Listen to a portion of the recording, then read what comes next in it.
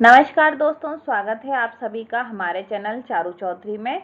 आज इस वीडियो में मैं आपको बताने जा रही हूँ विज्ञान का महत्व, चमत्कार और अभिशाप। अगर इस पर आपको निबंध मिलता है या फिर आपको भाषण लिखना है, दोनों के लिए ही ये वीडियो जो है आपके लिए उपयोगी होने वाली है। तो दोस्तों जल्दी से पहले चैनल को सब्सक्राइब कर लें। आइए दोस्तों जानते हैं विज्ञान का महत्व, चमत्कार और अभिशाप पर निबंध। प्रस्तावना। आज जल, थल और नभ में विज्ञान की पताका लहरा रही है। जीवन तथा विज्ञान एक दूसरे के पर्याय बन गए हैं। विज्ञान से मानव को असीमित शक्ति मिली है।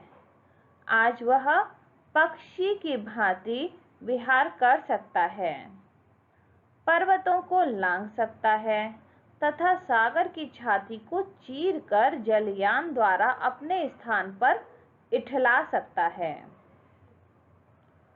प्रकृति को उसने अपनी दासी बना लिया है। दूरियां सिमट कर रह गई हैं। संपूर्ण विश्व एक परिवार के सदृश हो गया है।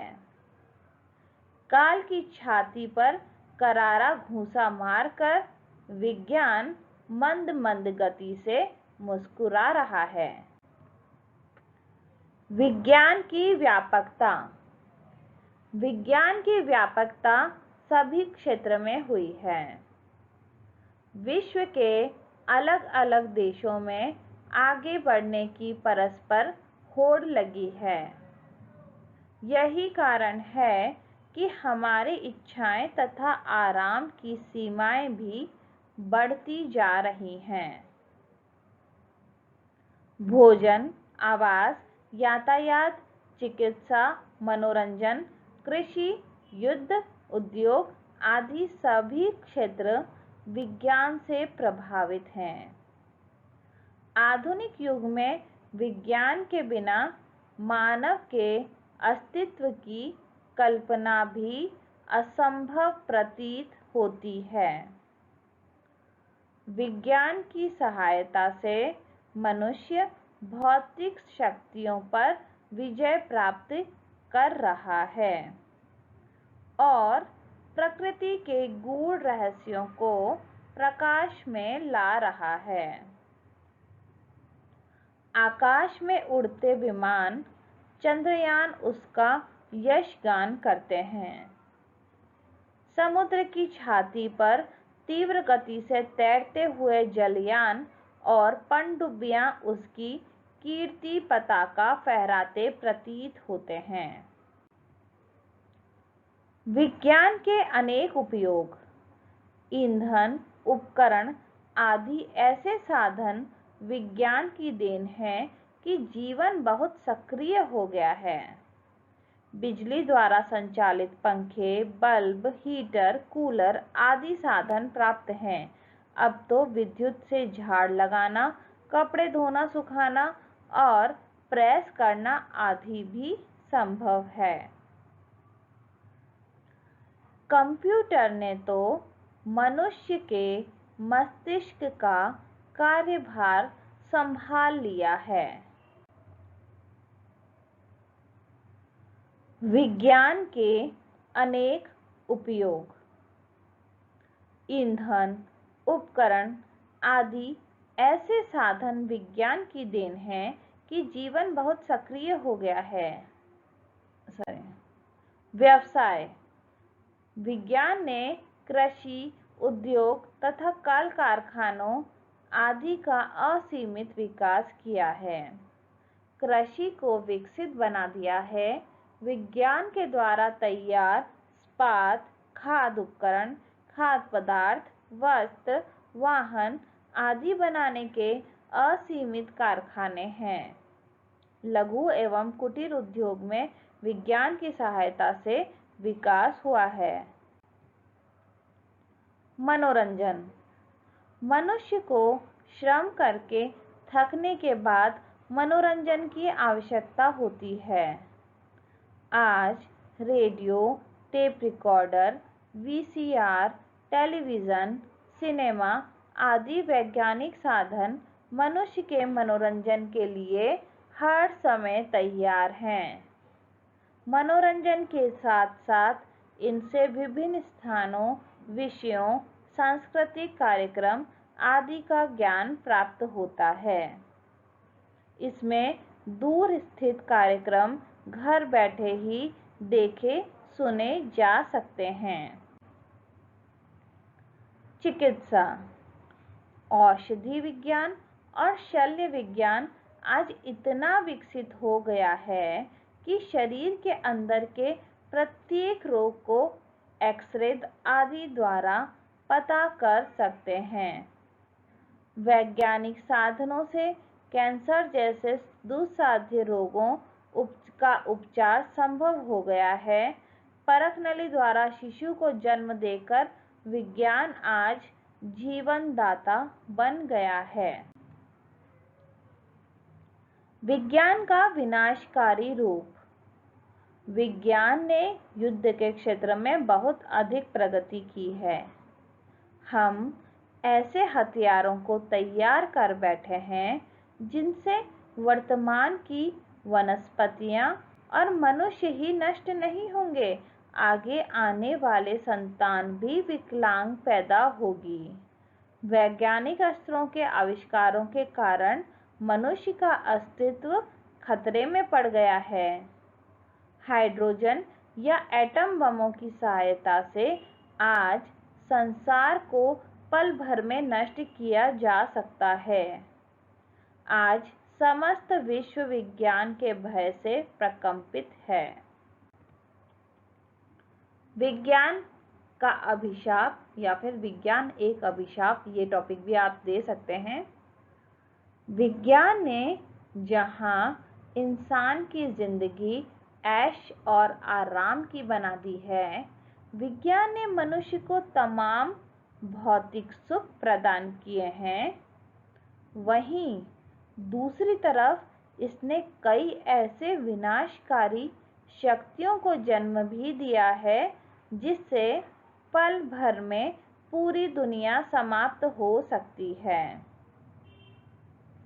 उदाहरण के तौर पर समझें तो परमाणु ऊर्जा से बनने वाले हथियार अत्यंत विनाशकारी हैं।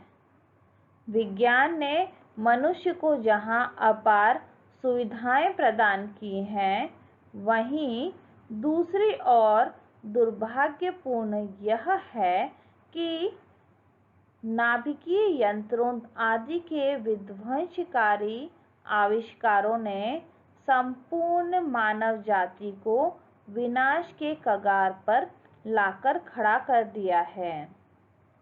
अतः एक ओर तो यह मनुष्य के लिए वरदान है, वहीं दूसरी ओर यह समस्त मानव सभ्यता के लिए अभिशाप भी है।